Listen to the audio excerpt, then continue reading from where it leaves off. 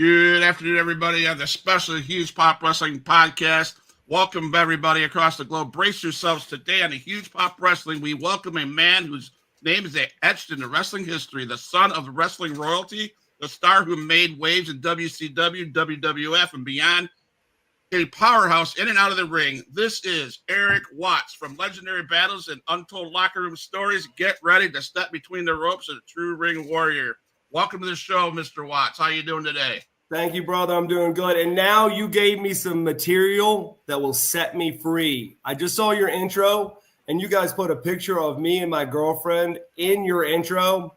So now I can tell her, listen, you're famous, because we were at DDP's private wedding, which when I say private, well, let me reverse it. DDP called me and goes, bro, I'm going to send you an invite to a surprise wedding. I'm like, whose? He goes, mine. I go, who's it going to surprise? Well, the girl. I'm like, okay, this is a new concept. So we don't have time for that in the podcast, but yeah, so I went to the surprise wedding. Here we are, all kinds of people there. RVD, we're sitting there talking, Mark Marrow, just a whole bunch of guys were there to watch this surprise wedding. And at the end, I'm like, hey, bro, we got to get out of here. And he goes, oh, no, let's take a picture. So we went to take a picture, and, Dallas always does the diamond cutter sign. So there's probably 20 of us. And so here's Lisa in front of me. Well, I just put my hand up, and she goes and puts her hand by my hand. Well, I guess I raised it. Well, they take the picture. So all of a sudden, Dallas goes, bro, our picture ended up on TMZ. And So he sends me the picture. Well, when I raised my hand, the hand was covering Lisa's face. And so Lisa's like, that was my chance to be on TMZ. And I was like laughing, giving her a hard time. I'm like, hey, baby, not everyone knows I'm in a relationship. And she's like, you're a dog, gave me a hard time. So now I'm going to sit there and say, hey, listen, first picture, podcast. And you guys being Michigan and Bay City people, that's awesome. Awesome. Yeah. So, hey, welcome Lisa to the show. Welcome Lisa to the show. So, man, I got to tell you, thank you. I know my brother and I are really thankful for the opportunity. Looking through my notes and research, I did not realize the people you faced and how over you were in WCW. But first of all, first question is, what was it like, man, growing up as a fan with your dad as a promoter and all that good stuff? What was that like? Yeah, let me say this. Some of these questions, this is what happens on some podcasts. They'll ask me a question like that, and I'll try to give you the short clip. That's an hour. I could tell you so much, because it's so funny. You're the first person to say, what was it like as a fan? And realistically, I've done a lot of podcasts. You're exactly right. That's why I used to tell people I'm the entertainment. I'm a fan. Shoot, I'm a mark, right? And I said, because in our household, kayfabe was truly kayfabe. And so even though we did the lights, did the sound, put up the rings, sold merch, when it was in our town, well, during the summer, we'd go on road trips and things like that. We were treated as like an employee, like a road hand on those. But then my dad would come home with footage and film and have my sister and my two brothers and my mom, and we'd all sit down and evaluate talent tryouts. And so that was kind of like his mixed audience, two females, different age ranges. We wouldn't know anything about the people that were trying out, and we go, oh, we like that, or we don't like it, or what do we like about it, and what do you think that character is going to be or be like?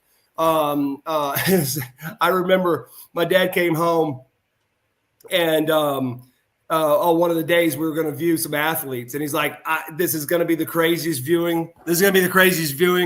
And my dad was famous for a lot of things, but one of the things that he's ultra famous for was also giving people their names. When I was sitting there by Animal, when he told me about how they came up with the Road Warriors and how it was my dad's idea, and it's just mind-boggling.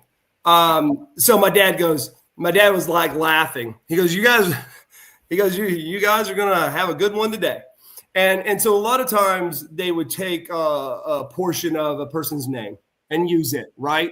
I mean, heck, a lot of people don't understand that Rob Rex Steiner, my dad used his real name because he came out of Michigan, right? And he had a name, and my dad wanted to promote it, right? I mean, shoot, we didn't have internet, Google, nothing like that, but my dad was big on also promoting amateur sports at the same time. And it wasn't until Rob had been there for a little bit and came up to my dad and said, hey, what can we do about my name? People are finding out where I live, and they're toilet paper my house and knocking my mailbox over and keying my car. My wife's not very happy, and I'm not home that often. And my dad goes, oh, that's easy. We'll just change your name. And he goes, well, what is it? And he goes, well, your last name's Rex Steiner. We'll just split it, and now your name's Rick Steiner, which set off a chain reaction in Michigan that no one knew about until my dad was at WCW. And Scott Steiner comes, is there. My dad comes as a president, and Scott hated my father because how could he disrespect the family name? And it was Rick that had to sit him down. He goes, bro, he didn't disrespect the family name. I asked him to do something about my name. So, that's funny. So those are the stories and those are the things. But so my dad's like, he goes, I have got this athlete. He just has the it factor, like bigger than life it factor. He doesn't have the best cardio. He's got a great look. It's just something about this guy. And so we're watching. And here comes this black athlete, pigeon-toed. You could tell he was probably a strong dude. He has, he's working out, and just exactly what my dad said. All of us were like, this guy is going to be one of the next big names. And he's like, well, what do you think his name would be? And we go like, well, what's his name, Dad? And he goes, well, now get this. What do you think his name is? And of course, we're going with all the, stereotypical or whatever. I don't know how else to say it. I mean, everyone that we knew in Bixby, their last name was Johnson or, whatever. Right. He's like, get ready for this one. His real name is Sylvester Ritter. I'm like, huh? It's like the turntable and the needle goes across the album. Yeah, right. You're waiting for a punchline, which turned out to be Junkyard Dog. Wow. Okay. Yeah. Wow. It's because there's some crazy, there's some names out there that, okay, I got it. Like, I don't know. A lot of people don't know when my dad discovered Hellwig, and Sting, okay, he put those guys together. Well, Sting, he used his last name when he first started wrestling. Sting's name was Flash Borden. Really? Flash Gordon. Okay. He used his last name, right? Which isn't too unfamiliar with the fact that when, Lawrence Fold came out, he actually used Lex Luthor, right? Lex Luger to kind of go with Lex Luthor. But I would have understood if he would have said Flash Borden instead of Gordon, but, trademarks, copyrights can't. But when my dad got him, he's like, no, we're going to do face paint. We're going to do this and we're going to do that. And he actually named Hellwig Rock, and Borden was Sting, and so it was Sting and Rock, the Blade Runners. Okay. And so that's how that came. And funny story is, and God rest his soul. I mean, we're just talking, right, real stories here. My dad had a zero tolerance for bullcrap. I mean, zero. I mean, you can ask people. One, it was one of the longest roads there is, right? That I was talking to Terry Taylor the other day, and he goes, I put in more time on the road in your father's territory than anything else in my career. I even asked him, I go, and I don't know if he's right or wrong. I'm like, how many matches do you think you put in a year in my dad's federation? He goes, right around 400. Wow. Wow.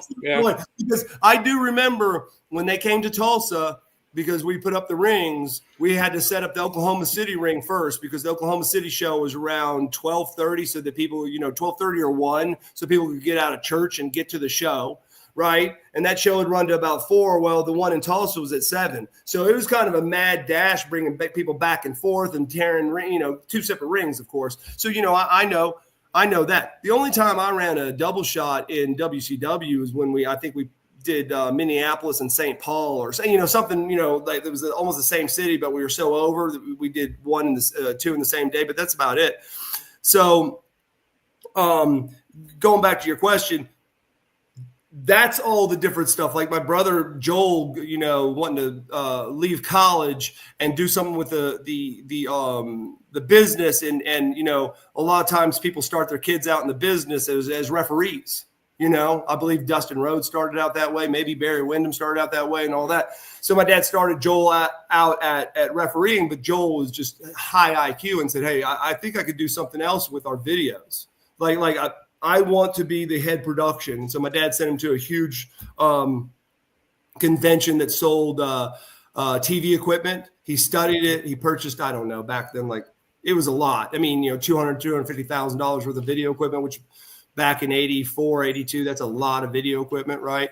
And yeah, he became the head producer. And then that's when he started. My brother was big into MTV.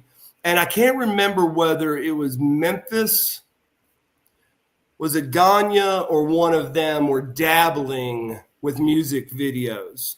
And so my dad flew him out to kind of sit down with them. And then Joel just knocked the top off of it. I mean, his music videos crushed everyone. Just crushed everyone. And it did help that we had a lot of music fans. Like I remember ZZ Top, huge wrestling fans. And they actually contacted Warner Brothers and said, no, whatever songs that we allow Bill Watts to use, there are no royalties. There's nothing. So I think it was the Fantastics. They did the Eliminator on one and the Sharp Dressed Man. And they even showed up in one of the videos to do the old ZZ Top sign. I remember that, yeah. So growing up in that household was all of that. It was good times. It was bad times. It was having my dad on the road a lot. Things we can't even get into. We can't get into in a 45-minute segment, from death threats and our house being shot up and bombs sent and people trying to check us out of school, kidnap us, to trying to run us off the road, to guard dogs, 24-hour police security, the whole thing. I mean, there's a lot to unwind there, brother. So, but pro wrestling fed me as a child, and it fed my kids as a child. And I have got the utmost respect for our industry and what my father did and what my father's mentors, the Gagnes, the Grahams, and all those people and what they did and the people before them did, all the way to what happens to today, right? And I don't care what people's perspective is, whether this generation's better or worse or what about I think about this. It's our industry. We need to respect it and enjoy it.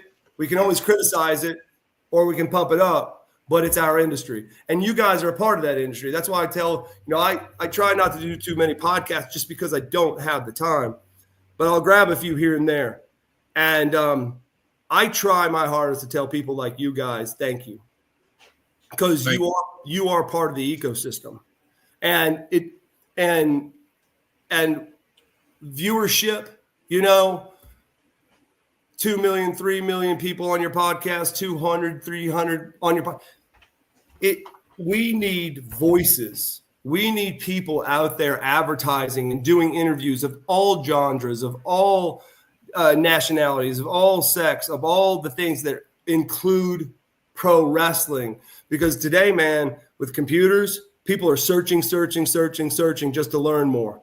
And, whether it's your podcast, an hour interview, or someone else's podcast and someone else's interview, that's how today's kids educate themselves, right? And so thank you for what you guys do. Well, I can say this. We can shut the show down. That was an amazing intro. That was I let Matt speak for himself. Thank you for the compliment. we try our hardest to bring the best. I mean, we're not the 3 billion subscriber people. We do it because we love the business, and I appreciate what you said about us being part of the business. That means a lot to me. Yeah, at the wrap, we can just shut it down. We'll. I'm laughing because I see the Fungo Pops on the back wall there, and I've just built my girlfriend's game room where he does a lot of Fungo Pops, and he just had a birthday, and again, man, I don't keep up with everything, and so Lisa had seen where Dallas had a Fungo Pop, DDP had a Fungo Pop, so he's at his Panama City crib that he just built, and so he's in between Atlanta and there, and he was in town, and so I said, hey, Dallas, I got to drop by. I got to drop you off some things. And I said, and I need a favor. Here we got there. And as soon as Lisa walked in, she goes, hey, do you mind doing? He goes, just hand them to me. And so he's signing all these Fungo Pops, and it was for his birthday. And now I got to run down Lex. I think Lex and I have to have lunch here pretty soon, but I'm going to surprise attack him with some Fungo Pops so I can get him signed for the walls. There you go. There you go, man. My question for you, I'm a big football guy, love football, and your journey took you to the University of Louisville. Yeah. Was that your first goal to play professional football or use football as your vessel and then wrestling, or was it kind of? Never even thought about pro wrestling, meaning. Okay, let me qualify what I just said though. Okay, so in our household, I'll tell you a funny I'll tell you a backstory. So my daughter coming in from the Naval Academy, this was 2 years ago, says, hey, Dad, have you seen the Von Erich movie? I go, there's a Von Erich movie? She goes, yeah, it just came out, Crowbar, that's the name of it, right? Crowbar, I think the Von Erich's documentary movie was. And she's like, hey, didn't you know that family really well? And I said, yeah, we're tight. And so my son, his girlfriend, my daughter, me, and my girlfriend went out and watched that movie. And we're watching the movie, and she's just like, her eyes are this big. And then afterwards, she's like, what'd you think? I said, wow. I mean, I think it was a really good movie. I said, but there was another person who died, and they didn't show it in the movie. And then she's like, what? And I'm like, yeah. And so I actually Googled, like, why didn't they have this person in it? And they go, they didn't want to make the story more depressing. I'm like, hold on. It is so depressing. Like, you left out a death when all there was death. I mean, the only happy part at the end was, hey, Kevin and his mom are alive, and they moved the whole family from Texas to Hawaii. I'm like, yay, and then showed a picture of the family. And that was about the happiest thing, which from what I understand, they moved back to Texas recently. But so you got to understand, we were tight. My dad, a lot of promoters called my dad, hey, what's going on? I remember, I think we were in like 3rd, 4th grade when he got a call from Eddie Graham and said, hey, I need your help in my territory. It's sputtering a little bit. And Eddie was one of my dad's mentors, Vern Gagne and Eddie Graham, right there. And I remember, it seemed like the next day we were packing up, checked out of our school. We're U-hauling it across from Oklahoma to Tampa. And my dad's federation was doing great. And so I can't remember, but we were in a Catholic school. Man, those nuns were so damn mean. Not the stereotype, but wow, were they mean. And so we're there and we're throwing in there. And I can't remember how long we stayed. I mean, the apartment complex, I remember seeing dusty roads. I remember having to go and start working out with, just working out at Hiro Matsuda's gym some and things like that. So my dad, built that territory or helped build that territory back up or give it an injection. And then we're as far as territories are concerned. And but it was a tight-knit group. So my mom had told my dad, my mom's family were from a free country called Estonia. Russia took it over. Her mom said, there's no way I'm staying in a communist country. I want the will to believe in what I want to believe in, pray in what I want to pray in, eat what I want to eat, do what I want to do. So they escaped. And in that escape, the boat that they bartered with had a hole in it, was starting to go down around Germany. So when they got off, they put people that had no, they called them people without a country. They put them in the concentration camps, which they called deportation camps. It took 7 years before they were sponsored by a church in Oklahoma City to come over as a family. The reason I'm telling you all of this is my mom went from being in, going through high school to modeling. Never went to college. My dad went to the University of Oklahoma, was a beast, goes to the Houston Oilers, but he never finished his college degree. So my mom said, hey, anyone that wants to actually pro wrestle in this family must have a college degree. So, okay. So in the back of my head, first things first, we were all raised to be free thinking entrepreneurs. I wanted to go give NFL a chance. I wanted to win the Heisman Trophy. I wanted to win the national championship. I had lofty goals. Right. And so I had a mission to achieve. So when I said it wasn't even in the back of my mind to pro wrestle, it's because it was not an option for me to pro wrestle the way I saw things without a college degree in the first place. It just so happened that I was going to go low in the rounds to more than likely Tampa Bay to back up to Berg. I was a quarterback in college. And I had basically, it was something in which I wanted to just see what it was like. Now, of course, me and my brothers got in the ring per se, right, as we made them. But we were big amateur wrestlers. So most of the time it was amateur wrestling, I never, in my whole time living with my father, I never jumped off a rope. I never hit the ropes. I mean, maybe as a little kid, maybe playing in the ring once or twice, but my dad was all business. I didn't know how to speak Carney. I didn't know how to call a match. I'd never seen a baby face in a heel locker room, a heel in a baby face locker room. Matter of fact, we didn't call them babies and heels. They were good guys, bad guys. Right. That's the guys didn't ride together. Heels and babies didn't ride together. They didn't stay at the same hotel, from what I understand. I mean, I didn't get smartened up until I was like 15. And my mom's the one that said, hey, I got to tell you something, but don't ever say it to anybody. And she's the one that kind of said, hey, this is entertainment.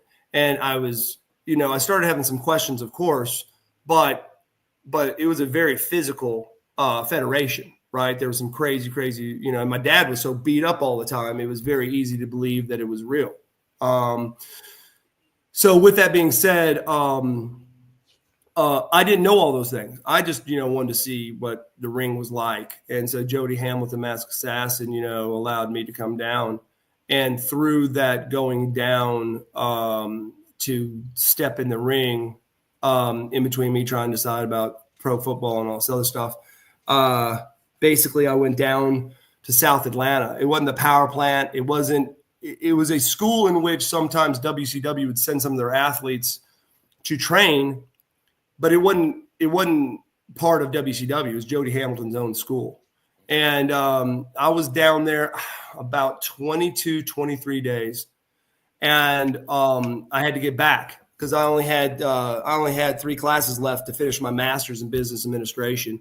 I was wanting to knock that out. And Dusty Rhodes asked me, he goes, on the way back, Franklin, Tennessee is kind of on your way back to Louisville. I said, yes, sir. It's right outside Chattanooga.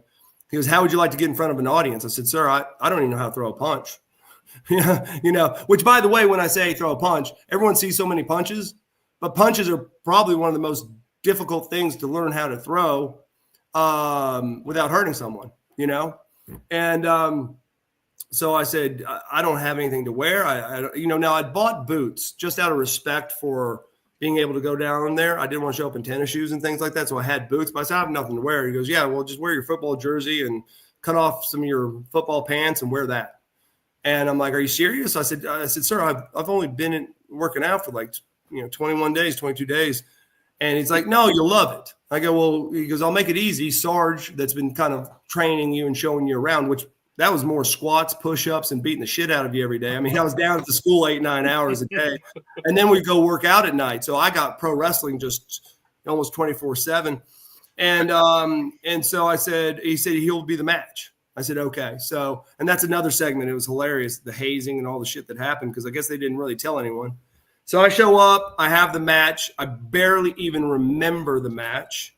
The Steiner brothers were nice enough to haze me and tell me that I can't dress in the locker room. So I had to get dressed in the concession stand, which was unbelievably fun. All the old ladies popping the popcorn and shit. And and they're like, "What are you doing?" I'm like, "They won't let me in the locker room." And so I have a towel around me. People are like, "I'd like a Diet Coke, popcorn." What the hell's he doing? Then me, right? I get to the back. I know it's about the first match. I don't know my ring entrance music. I'm running around the back. Which way do the good guys come out of? Nice. And Dusty, I guess, let me go over, and I was just so jacked up. I was so excited that when I rolled out of the ring, I started going down the heels way, and someone's like, "Great match, but you're going to the bad guy locker room." I'm like, "Oh," the first match in the 21 days, 22 days, I'm working out, I'm doing everything. I probably gained like 10, 15 pounds while I was there, and I'd gotten so ready. Well, I had my jersey on, and I was so sweaty. And of course, jersey, you got pads and you got an underneath shirt. I wouldn't even think about this either. I get in the ring and then Erik Watts, I'll be like, "Yay!" And so I go to take off my jersey, it gets caught. I can't get it off. Patrick, Jody's son was there. He's there pulling my jersey off for me. He's laughing his butt off. People are starting to snicker. I'm embarrassed as hell. And but anyway, so we have the match. So get out, and my adrenaline's through the roof. I can't believe it, but I don't really remember much of it, right? And so Grizzly comes to me and he goes, "Son, I think you did great. Call Dream." Well, no one's got cell phones, so I'm at a payphone calling Dream, and Dream's like, "I heard you did good, kid." I'm like, "Sir, I don't really remember it." He goes, "Well, don't you want to remember it?" I'm like, "Yeah, man, I'd love to remember it." I said, if I don't go to football, I would like to maybe if Jody will have me back, go to the school, because I've already started interviewing in Atlanta for jobs. And I got a job, where I could take. And he's like, "Well, and I can't remember, guys, don't hold me to this. I should remember. I can't remember. I think the second town was Nashville." He's like, "Well, don't you go through, maybe it was Chattanooga." And maybe it's Chattanooga. And he's like, "Well, don't you have to, double back to like Chattanooga and go up?" And I said, "Yeah, not far, but yeah, I got it." He goes, "Same match tomorrow, Chattanooga." I'm like, "Okay." Well, now when I go, they don't make me dress in the concession stand, but I'm still nervous as heck. But man, everything just helped slow down. I remember just seeing people's faces. I remember the whole experience. And guys, I got to be honest with you, it was a feeling like I'd never had. And listen, I played football, Louisville versus Syracuse, in the Coca-Cola Classic at the beginning of the season in Tokyo. Okay. My first college start was ESPN against Ohio State in the Horseshoe. We knocked out their starting quarterback, and that was Kirk Herbstreit's first time on the field. Okay. So, I mean, there's a lot of memories, bro, and so I've been on some big stages, but here I am, and it was just amazing. So afterwards, about the same thing, here comes Grizzly doing his cigarette and said, "Come here, kid, hey, Dusty wants to talk to you." So I basically dialed the number. Okay, Dusty, Dream's like, "Man, what'd you think?" I said, "Sir, I got to explain something." I said exactly what I said to you guys. I said, "I played in Tokyo. I've done this. I've done that." I said, "I've been on some huge stages." I said, "But I've never felt anything like that." Now, listen, this isn't Monday Nitro. This isn't Monday Raw, Night Raw. This isn't Thunder. This isn't SmackDown. This isn't a pay-per-view. This isn't Madison Square freaking Gardens. I think I was in Chattanooga, and I was still like and he goes, "You're effed." And I go, "Excuse me, sir?" He goes, "You're effed." I go, "What?" He goes, "I was worried you were going to explain it just like that." I go, "What do you mean, sir?" He goes, "That's how it was for me too. And everyone else that made it big." I said, "Sir?" He goes, "There is no alcohol. There is no drug. There is nothing you can do for the rest of your life that will ever meet or exceed the feeling you had entertaining the fans. Ever. There won't ever be anything again." And I said, "Sir," I said, "Yeah, I don't know, man." I said, I can't equate it. I can't equate it, but I'm taking it from you. You're a legend." He goes, Next shot's in Nashville Sunday. I know you got school Monday. Run it back. I said, hell yeah. There was not even a discussion. So I'm off to Nashville, man. Hit it. Love it. Grizz comes. Hey, Dream wants you to call him. Call Dream. Dream goes, how do you feel? I said, sir, I can't wait to finish college. I said, 3 classes. I'll knock it out really easy. I graduated my first degree in 3 years, man.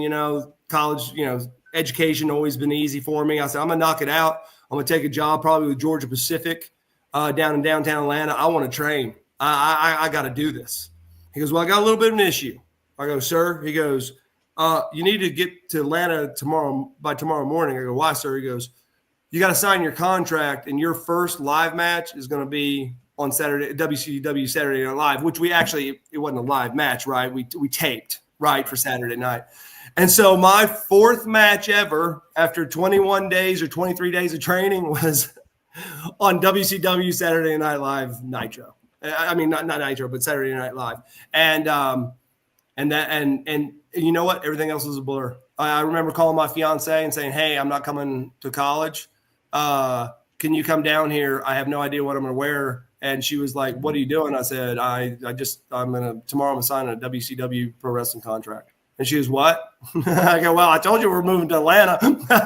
But Wow. yeah. And the job that I was looking at, that I was going for, Georgia Pacific, her father actually was a vice president of Georgia Pacific, right? And so she kind of knew we were going to Atlanta, but she still had a semester to finish her degree. So it was hilarious. And that would be another show, guys, just laughing, like, what do we do? And I said, well, what do I wear? And then all of a sudden I'm like, hey, most of the guys have their arms shaved. So I've shaved my forearm. I'm like, well, that doesn't look right. And then all of a sudden I like shaved like just my stomach, and she just started laughing. She goes, well, what are you going to do with what's on your chest? I'm like, I don't know. And then I was shaving my chest. And then all of a sudden it's like, do you do your underarms? Like, this is how crazy it was the night before TV. Wow. So there was a lot going through my mind, and it was fast and it was furious. But a lot of people appreciate me telling that story because they're like, "Hold on just a second, man. You won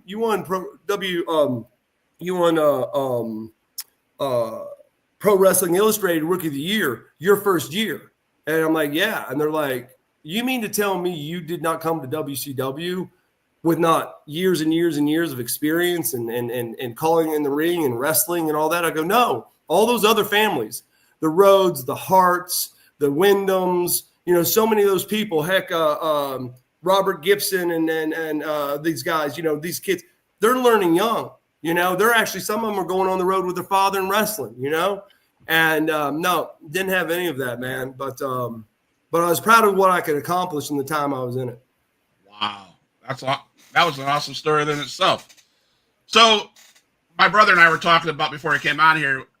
Man, you were over. I mean, you went over on Arn Anderson, all these DDP, Vader, you had all this stuff.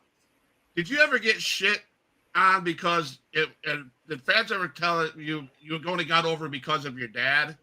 Oh, bro. Let me put it to you this way. Sting came up to me and goes, in all my years, and I'm speaking for everyone here, I have never seen someone take so much shit ever. And when you got a guy like that has so many years on the road, that has his own things that he went through, right? On the road, right? Right.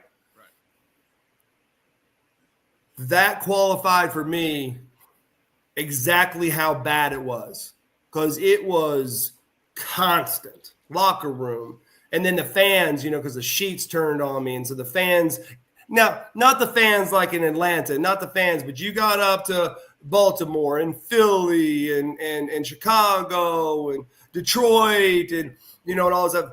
I mean, there were kids 12 years old that had signs that say, you can suck my whatever. And I'm like, who let that kid write that sign? Like, where's the parents?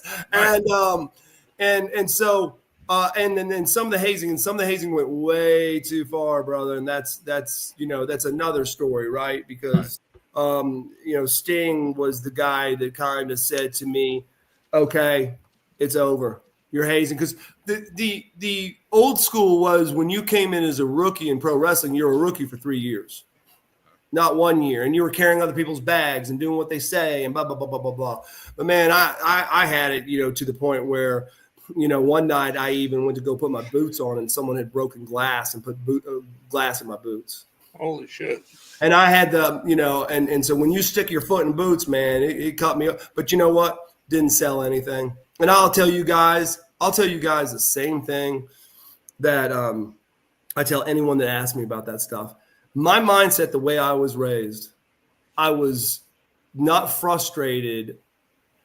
Well, frustrated is the wrong word. I was not mad at the people that were doing it. I was sad for them, because whoever was trying to haze me, didn't know me.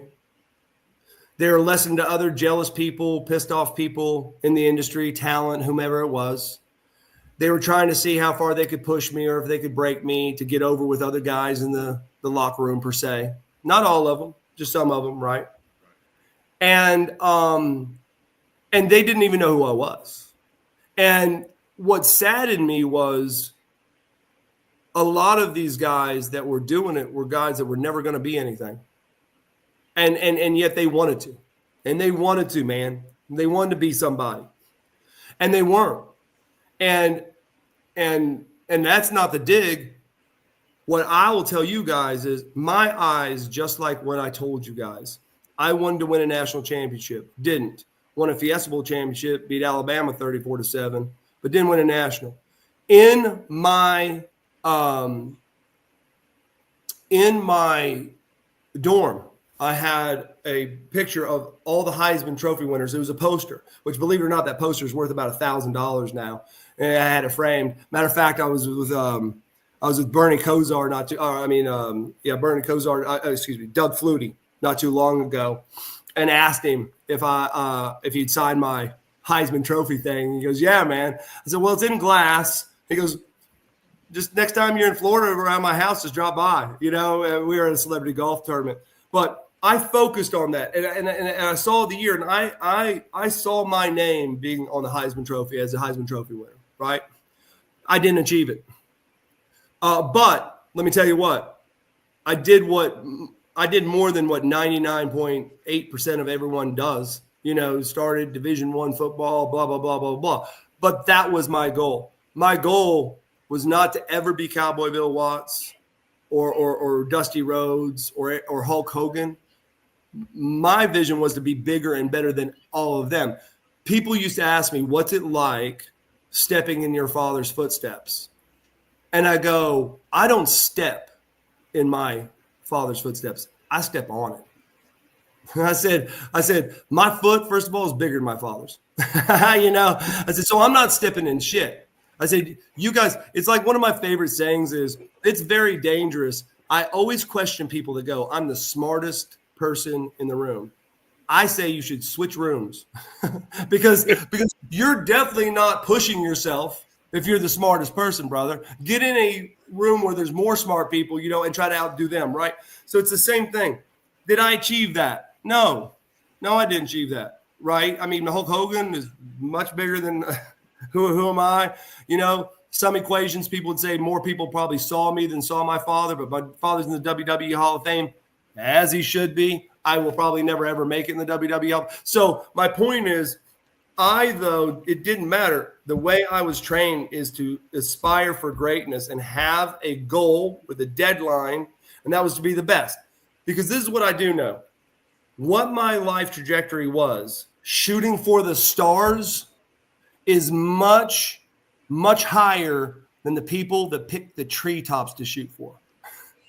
And that's the way I was raised. And when I go do motivational speaking or I'm doing business consulting, that's why I tell CEOs, to people that are listening to me, you need to point and aim high, because if you miss shooting for the moon, right, then you might have made it to the upper atmosphere or a star. There are so many people in this world that are shooting for a tree branch. And if they hit that tree branch, that's as high as they're going.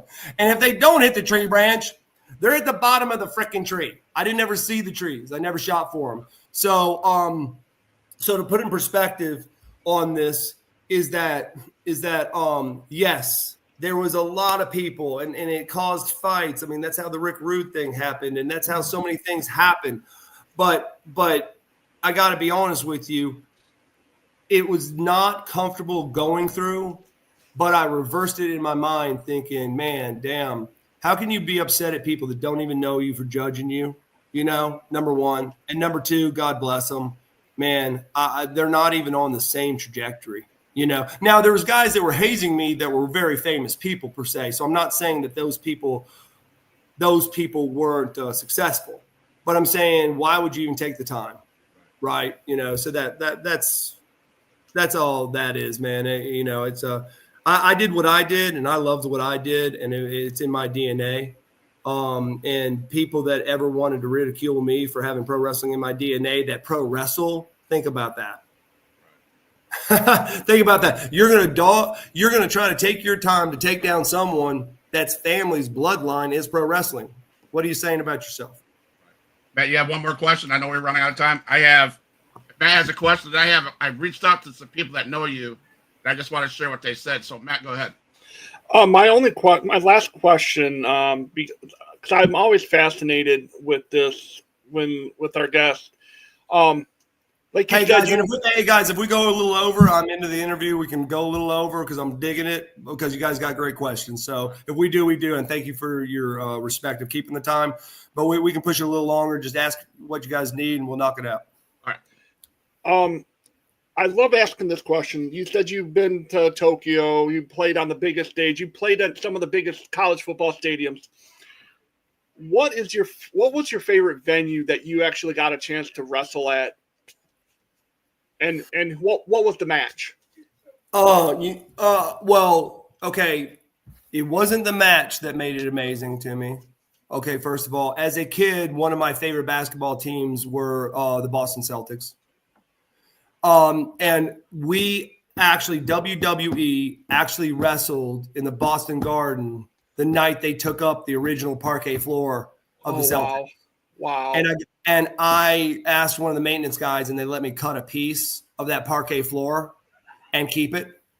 And so probably one of the most unforgettable wrestling events was Boston Garden, but it was more about the parquet floor. And then it was sold out, and it was for WWE. And that's a funny story too. Vince, they were kind of taking so long to get the characters ready, the costumes and everything for Techno Team 2000. Vince couldn't take it anymore, and Vince is like, I got to see these guys again. You know, they're trying. I got to see them again. So Vince's people called and said, hey, would you guys come up in, your football gear or whatever and wrestle at Madison Square Garden and Boston Garden? Which, by the way, the Madison Square Garden, I'm standing at the curtain in the back because we were the first match, and I'm right beside Vince when Hunter, Sean, Razor, when they were, when the guys were leaving to go to WCW and they hugged at the end and Hunter hugged him and all that. Vince, when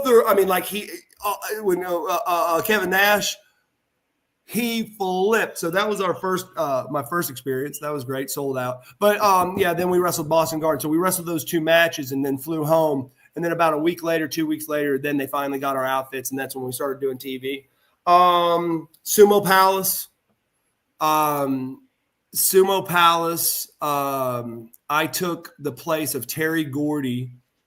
He OD'd on the plane on the way over, and they got him back home and called me to ask me if I would come and take Terry's place, which ended up with me wrestling a semi-main event in the Sumo Palace, which, I was there for 23 days, and we wrestled 21 of 23, and Dr. Death even said that was probably the most brutal tour he ever did. Johnny Ace was there all the time, said that was probably the most brutal tour ever. But it was also the Baba Memorial Tour. It was the first tour after Baba had died. Oh, wow.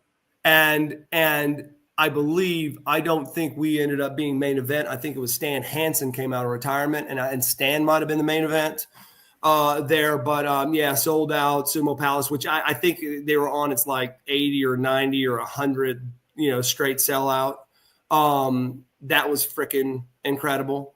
So that's just to tell a few, but I mean, realistically, probably one of the most influential ones was Franklin, Tennessee, because it was my first match ever. In front of probably 2,000 people, and I smelled like popcorn.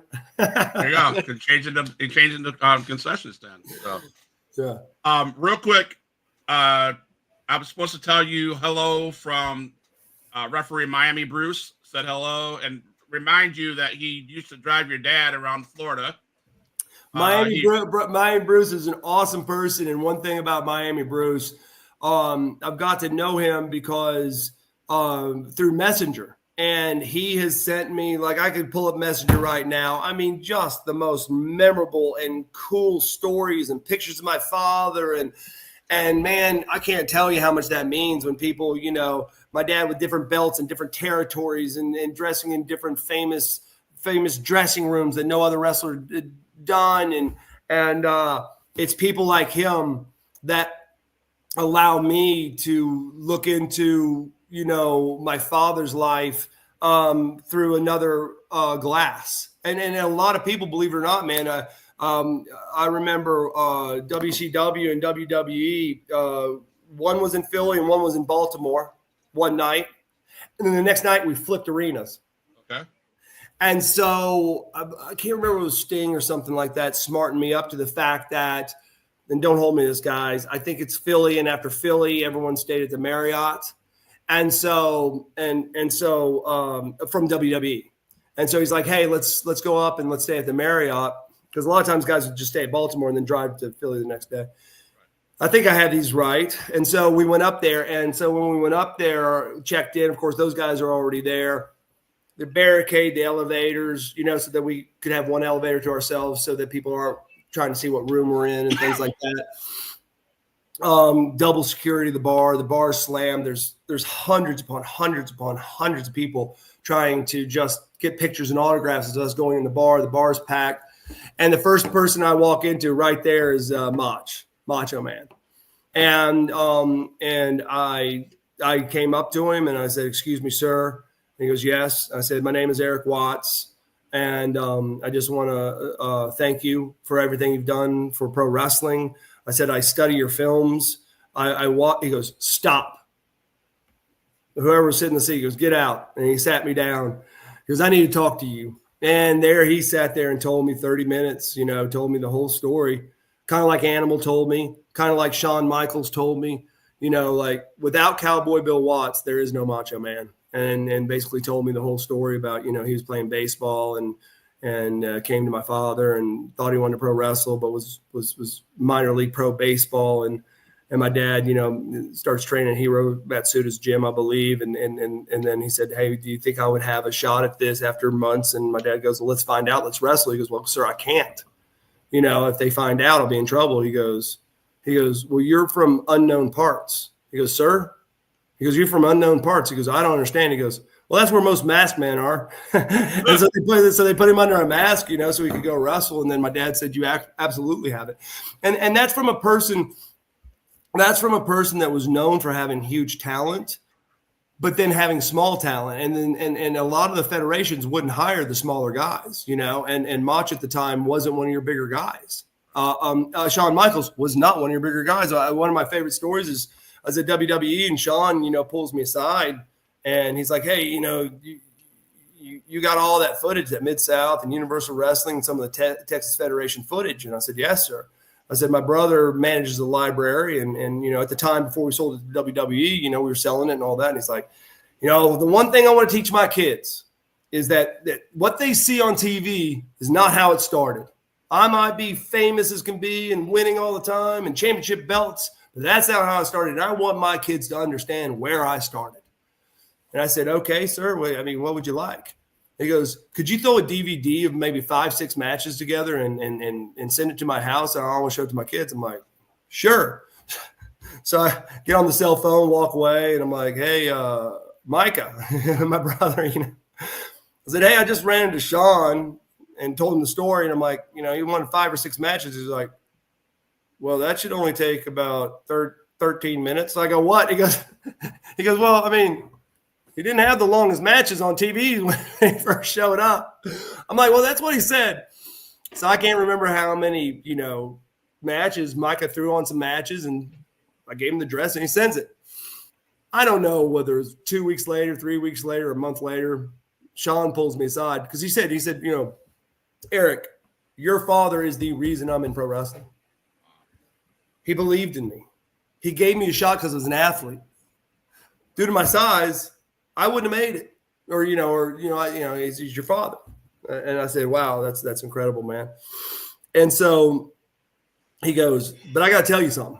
I go, what? And he goes, do I not have any better, longer matches? I go, bro, I just told my brother to do what you said. I don't know what he picked and didn't pick. He goes, well, I looked at it and I was so damn depressed on what I saw. I've decided I'm not going to show my kids any of that. He goes, because all I did was take an ass whooping. I said, but here's the deal. My dad must have seen something in your ass whoopings because he loved you and he mentored you, right? I said, so you must have taken a really good ass whooping. And he just started laughing and looking at me. He goes, that was brutal. And after that, I just laughed so hard, right? Because here's Shawn Michaels. And it was kind of crazy because last September, well, I don't know whether it was last year or the year before. I lose track of the years. I'm getting ready to drive out to Charlotte Saturday morning to pick my daughter up. She's flying in from California. She's second lieutenant in the Marines. She graduated the Naval Academy. And so one of the top brass after she left the Naval Academy, which she's a 4-year starter in basketball. She's good, man. She's really good. Had called her and said, hey, Marine, you're playing for the military in basketball. She goes, are you asking me or telling me? He goes, did I sound like I was asking you? She's like, okay, where do you want me to be? And he goes, there's a place called Cumming, Georgia. There's a tournament. And she goes, yeah. He goes, I need you to fly out there and play. Well, Cumming, Georgia is where my girlfriend lives. Okay. And at this time, she's at Camp Lejeune. She's at Quantico in Marine training, finishing Marine training. So she got with that group, came in town, stayed with us, played a weekend, blah, blah, blah. Played a few more tournaments, and the season was over. So then she gets put on Camp Pendleton. And so she's moving from California. Well, she gets a call. He's like, hey, how'd that deal go with Shaq? She goes, sir. And she goes, I saw you posted where you and Shaq swapped jerseys because my daughter, when she was young, when she first started in 4th or 5th grade, I was watching the Lakers a little bit. And so she picked 34. From Orlando, the Shaq's thing, but he was at the Lakers. So I started calling her Shaq Sidney. And, you're a little kid. I'm like, Shaq Sidney. So she thought it was cool until about the 8th grade. She goes, it's not cool anymore. Don't call me Shaq Sidney. We got to find something else. That's not really cool anymore, And I guess about 8th grade, she's starting to like boys. And I guess the boys didn't like the name Shaq Sidney. And so her middle name is Leanne. So I started calling her L.A., and so her nickname's L.A. Well, I would post a lot and stuff like that and say hashtag Shaq Sidney, hashtag LA Watts. And so Shaq's people got with me and they brought us down to the NBA tip-off, and we did an autograph signing at a commercial break between Shaq and her, and they swapped jerseys, right? And so this guy goes, you're one weekend off, you're with Shaq, and he's like, yeah. She goes, well, now that we're on basketball, CBS network, CBS, whatever it's called, not CBS Sports, but CBS network, which, online or wherever you get all the stuff. Sports Network, CBS Sports Network is holding the military championship, men and women. And so you need to be in Philly this weekend. She goes, excuse me, sir, what are you asking me? She goes, well, you're going to play in the championship tournament. She goes, sir. And she goes, well, we don't have a Marine branch for women. There's so few women. But you're going to play with Fort Bragg, which are our Army girls, and you're going to go give them hell. And she goes, yes, sir, I'll give them hell. And he goes, when? He goes, this weekend. And so he goes, but hey, tomorrow night, you got an interview with CBS. Wow. So she does the interview with CBS. She flies out to Philly. They win all their games. The last game she averaged, our last game she had 29 points, was given the MVP trophy. And so this weekend in Charlotte, that was, I don't know, a month ago. This weekend in Charlotte, she's got to show up for the All-Star game, and then they get the rings and stuff like that. So I'm going in there. But what's crazy is when she was at the Naval Academy, WWE had sent 4 athletes, Sheamus, Kofi Kingston, and 2 of the girls, to do like a media thing with the Naval Academy of this relationship between WWE and the Naval Academy. While they were there, one of them said, Watts. And so what do you do? And they're like, I'm basketball. Are you a good athlete? Well, started for 4 years. I'm 6'1", blah, blah, blah. They're going, I know I'm going to ask a crazy question. Athlete, your father wouldn't be Erik Watts, would you? Your grandfather's not Cowboy Bill Watts. And she goes, yes, sir, because when you're in the military academies, it just says your last name and the year you graduate, right? So it said, Watts 24. And they're like, oh, my God. They went back and told – I got the pictures on my phone. They went back and told WWE, how do we not know about Erik Watts' son or daughter? And so they started talking to the Naval Academy, and they were like, no, we're not going to let her go. She might go to the WNBA or whatever, but no, we're not going to let her go. They work out to where they said, basically, if she goes to a tryout and she makes it, then we will okay her going. Because when you're at any of the academies, if you go past your junior year, you have to give 5 years of service to the military. Okay. So, but if you go NFL, NBA, WNBA, they will postpone that 5 years. You go do the sports career, and then after that, you do 5 years in the reserve. So WWE brought her out to SummerSlam because there's 2 big ones, right? SummerSlam and WrestleMania. Yep. And she was actually chosen as one of the few, and there was like 80-something athletes. I think they chose 5 people to give contracts to. They gave her a contract. Wow. And so she was supposed to start in Orlando last June, I believe. And then right before all this happened, the Naval Academy came in, basically called her in and said, we got to renege. There's so much stuff going on in Ukraine. We hear there's stuff going to go off in the Middle East. We're worried about some things. And you're cyber specialist. We got to keep you home. And so that killed the WWE deal. And so, but now she's a Marine, and there's talk swarming again about her at WWE. So it might be a 3rd generation deal, right? And nice. Yeah. So you guys might, look out for her. Okay. If you guys can always hit me up if she decides to go that route or not that route. There may be a 3rd generation Watts. Awesome, man. Happening. Looking forward to that. Yeah. Matt, you have anything else, Matt? I have a whole book that we could, but I don't want to keep you forever. I actually just want to say thank you, not only for taking the time today, but taking your whole life and being part of what we love to do, not only just wrestling, but as a football player. I know the training and all that kind of stuff. I played not at your level, but I played all the way through.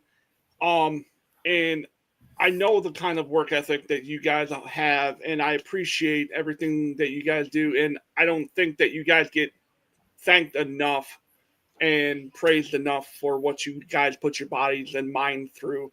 And I just want to take the time to say thank you. I really, on the behalf of all the athletes you're talking about, because it's not just me, it's all those athletes, brother.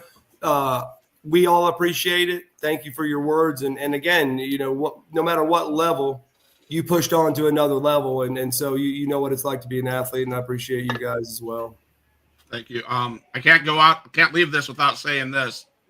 I'm pretty good friends with Buff Bagwell. He's going to be on the show on October 23rd. He says, tell him that he's your best friend.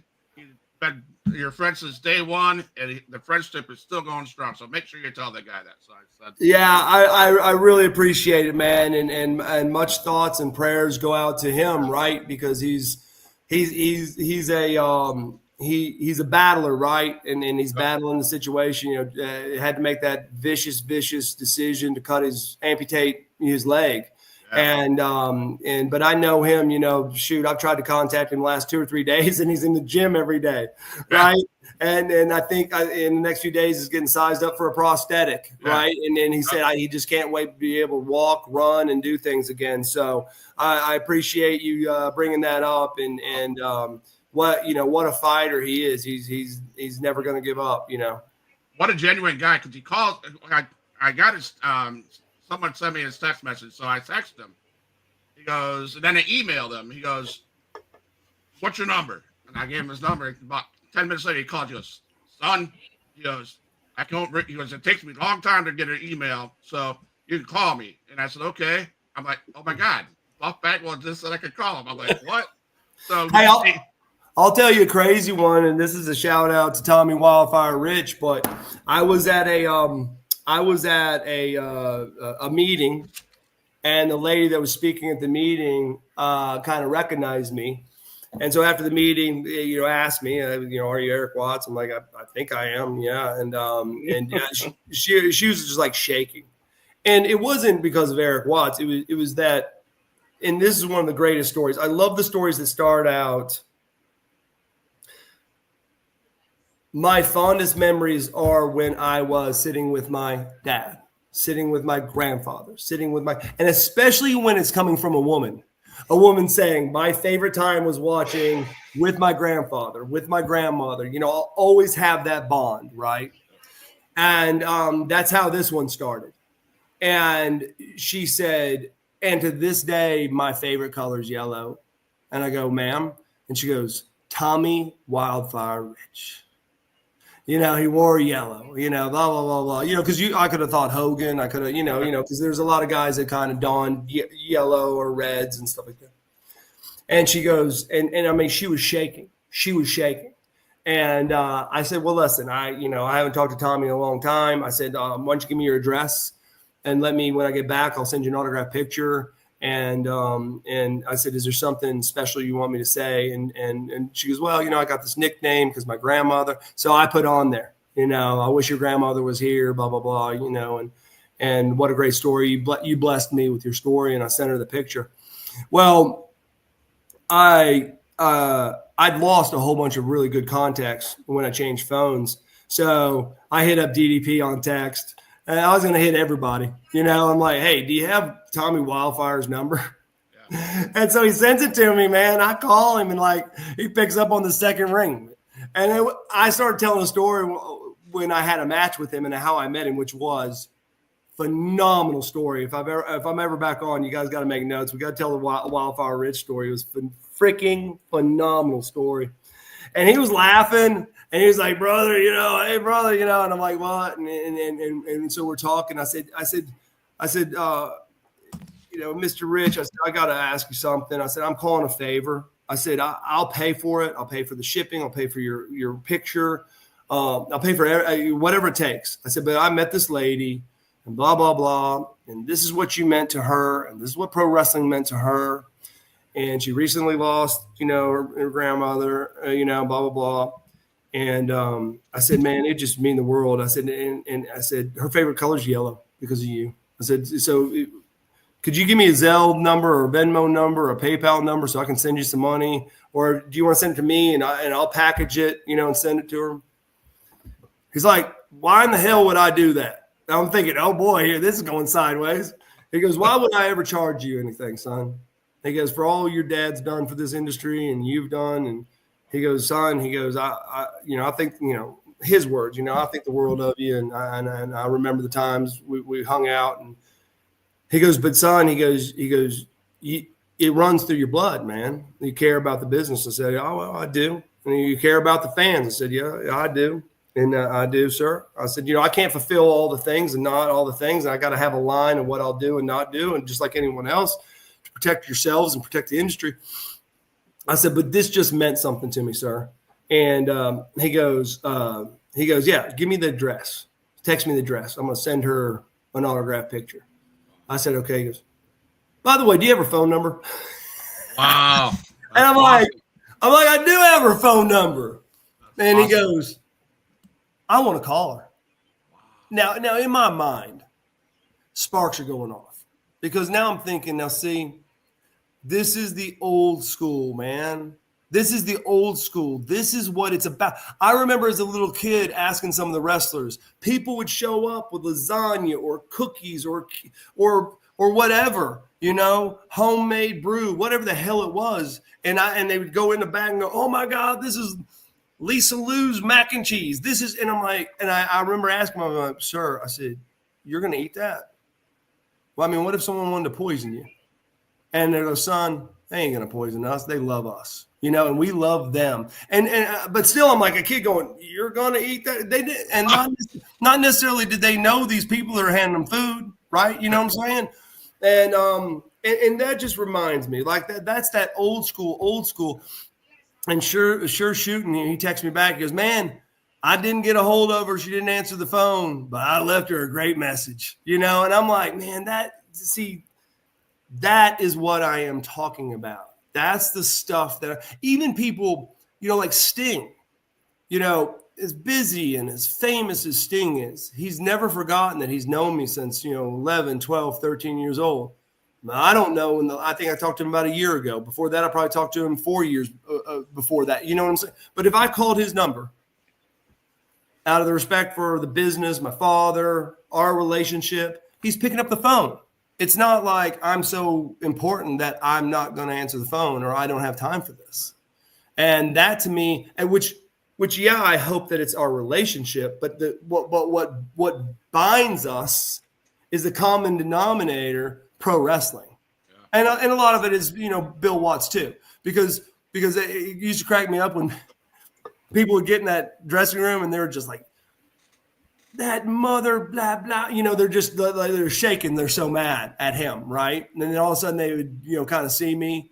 I don't mean any disrespect. I go, hey, you're not talking about Bill Watts, my father. Right. You're talking about Bill Watts, the president of WCW. Right. And I have bosses too. I had Howard Schnellenberger, one of the hardest football coaches ever. There's many times I went into my room and was like that, just incensed. But I also said it because he was so brutal, but I also knew I was under one of the greatest coaches of all times and maybe the greatest quarterback coach of all time.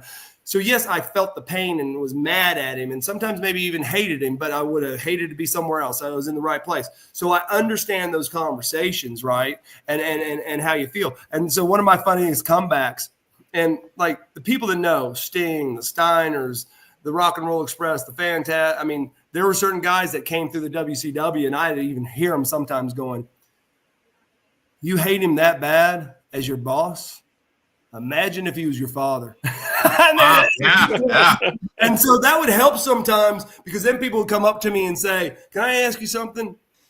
Your dad's a tough guy, right? And they go, well, yeah, he's a tough man. And they go, so how is he at home? I go, take what you see at the office and pour gas on it. Yeah, wow.